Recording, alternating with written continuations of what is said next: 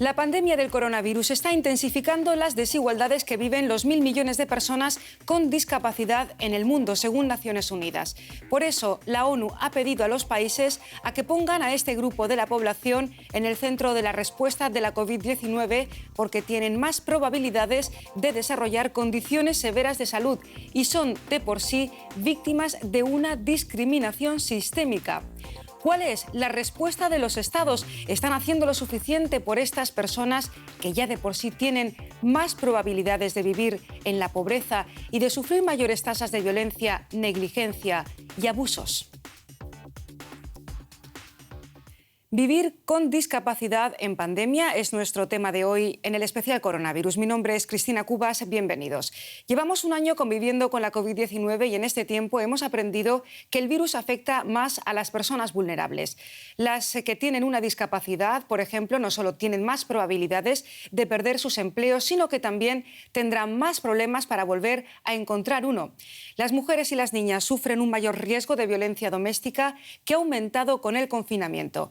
Por todos estos motivos, la ONU y la Unión Europea han lanzado una estrategia para mejorar sus oportunidades con el objetivo de garantizar su inclusión.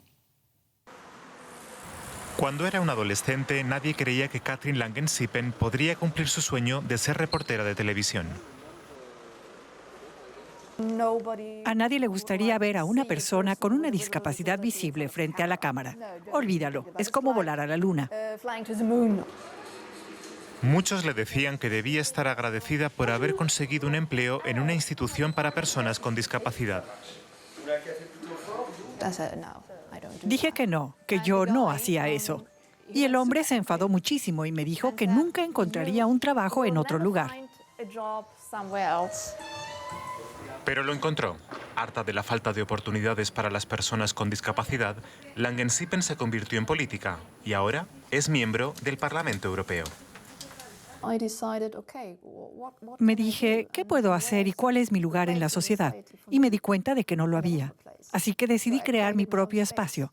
Si a nadie le importa lo que haces, eres totalmente libre para hacer lo que quieras. Y lo que quiere es igualdad de derechos y oportunidades. A veces ni siquiera ella puede prever los obstáculos prácticos. Al principio ni siquiera podía votar, no podía pulsar los botones de la caja electrónica. Su buzón está muy elevado. Pedí que no pusieran mi correo en el buzón más alto. Asegura que le dijeron que el sistema simplemente iba por orden alfabético.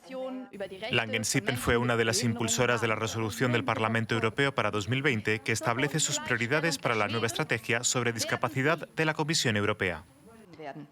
El acceso a las oportunidades, la inclusión y la participación son derechos humanos básicos. Las demandas de los legisladores incluyen iniciativas para mejorar los derechos de las personas con discapacidad en todos los ámbitos políticos, garantizar el acceso a la sanidad, el empleo, el transporte y la vivienda, y asegurarse de que la pandemia no empeore las cosas. Langenzipen confía en que las cosas vayan poco a poco en la dirección correcta. Hay una apertura y por eso siempre soy positiva. Si no, no podría hacer este trabajo. Hay que ser positivo. Eso ya es un pequeño paso. Y aunque no es el trabajo con el que soñaba de niña, Katrin Langenzipen aparece frente a las cámaras y es noticia. Angélica Monteagudo trabaja en la protección de los derechos de las personas con discapacidad y es presidenta de la Fundación Sendas en Santa Tecla, en El Salvador. Señora Monteagudo, muchas gracias por esta entrevista. ¿Por qué sufren más las personas con discapacidad la pandemia que el resto de la población? Buenos días, gracias por la invitación.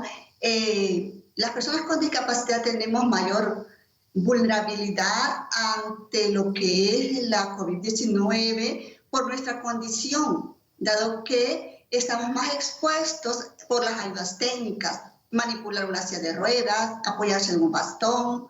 Toda esta situación viene a complicar la ya deteriorada condición de las personas con discapacidad. Si el confinamiento ha golpeado a las personas con discapacidad, las restricciones han afectado aún más a las mujeres y a las niñas con discapacidad. ¿Qué información tiene usted al respecto? Las mujeres sí hemos sido gravemente afectadas. Generalmente vivimos en una cuarentena. Sin embargo, este confinamiento ha venido a revelar la condición de la que ya vivimos las mujeres al exponernos a mayor discriminación. Al menos antes de la pandemia nos daban una mano amiga cuando la solicitábamos. Ahora, ¿cómo podemos pedir que nos den una mano cuando nos dicen que debemos guardar la distancia? En esta crisis sanitaria hay tantos frentes abiertos, por ejemplo, en materias de salud, la economía se está viendo gravemente afectada, hay problemas sociales. ¿Teme usted que entonces las autoridades se olviden de personas con discapacidad, que estos problemas queden en un segundo plano? Pues sí, corremos ese riesgo, dado que no tenemos políticas públicas que incluyan a personas con discapacidad. De ahí que estamos expuestos a ser olvidados y dejados atrás y dejarnos morir. La CEPAL es uno de los problemas en América Latina. Según la CEPAL, uno de los problemas en América Latina es la invisibilidad estadística. Nos faltan los datos. ¿Por qué es, según su opinión, tan importante para la inclusión de las personas con discapacidad contar con información, con datos respecto de las personas que viven con una discapacidad en América Latina? Este dato estadístico es muy importante, dado que las autoridades deben conocer la condición en que las personas con discapacidad vivimos, dónde estamos, quiénes somos, qué tipo de discapacidad tenemos. Esos datos son importantes a la hora de ejecutar las políticas públicas. Usted vive con una discapacidad, lucha también por la protección de los derechos de las personas que tienen discapacidades. ¿Qué es lo que le pediría usted a las autoridades de la región? Bueno, que nos incluyan, que nos prioricen. Ahora que estamos con lo de la vacuna, estamos temiendo de no estar en los grupos de atención prioritaria, dado que se tiene el estigma que las personas con discapacidad no producimos. Y ese estigma nos viene a poner ahora en alto riesgo. Angélica Monteagudo trabaja en la protección de los derechos de las personas con discapacidad, presidenta de la Fundación Sendas en Santa Tecla, en El Salvador. Le agradezco muchísimo su participación en nuestro especial coronavirus y hasta la próxima. Mucha suerte. Gracias. Aquí, en nuestro especial de coronavirus, vamos a seguir ahora hablando de otro tema que es muy preocupante en esta crisis sanitaria, en esta pandemia, y es que la COVID-19 ha causado una situación de pobreza y de hambrunas sin precedentes. Estamos viendo, por ejemplo, colas del hambre en países ricos, colas del hambre donde también acuden personas, familias de clase media que nunca antes habían pedido comida. De acuerdo con un reciente informe de Naciones Unidas, 22 millones de personas han sido empujadas a la miseria en estos 12 meses que llevamos, estos 12 largos meses que llevamos de la pandemia del coronavirus. Y en la región de América Latina se registran numerosos casos de personas que han tenido que vender incluso su techo, han tenido que dejar su vivienda familiar para poder sobrevivir y poder llevarse algo a la boca.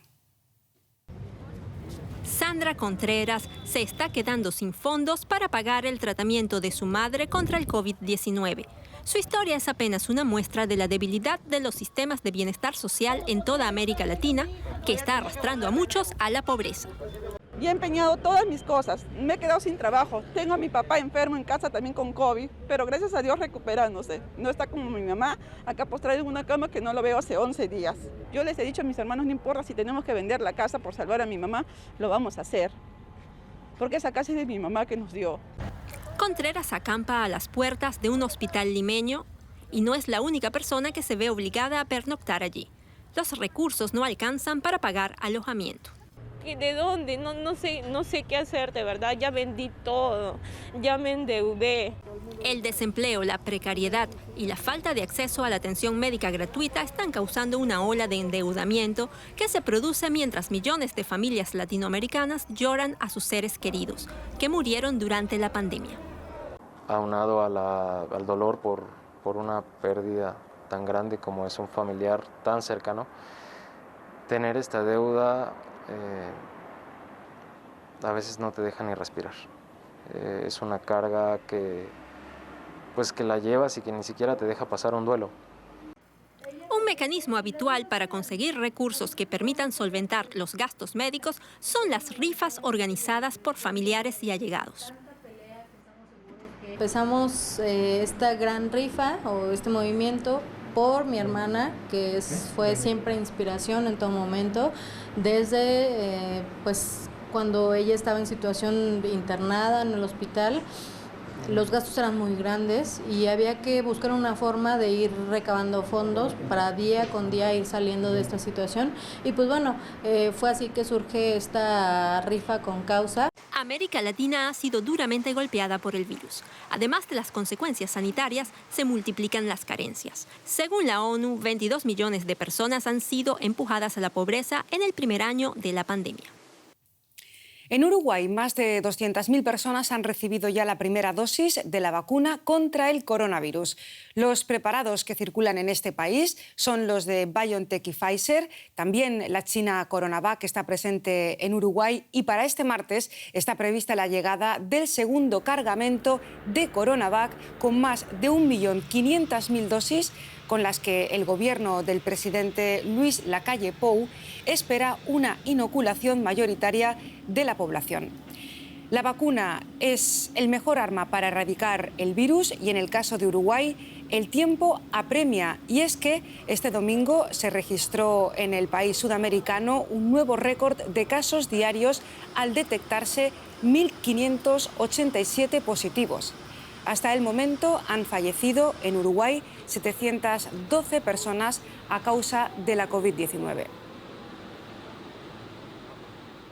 Y con esta nota desde Uruguay cerramos por hoy el informativo, el especial de coronavirus. No lo olviden que volvemos mañana, les queremos ahí, así que cuídense. Hasta entonces.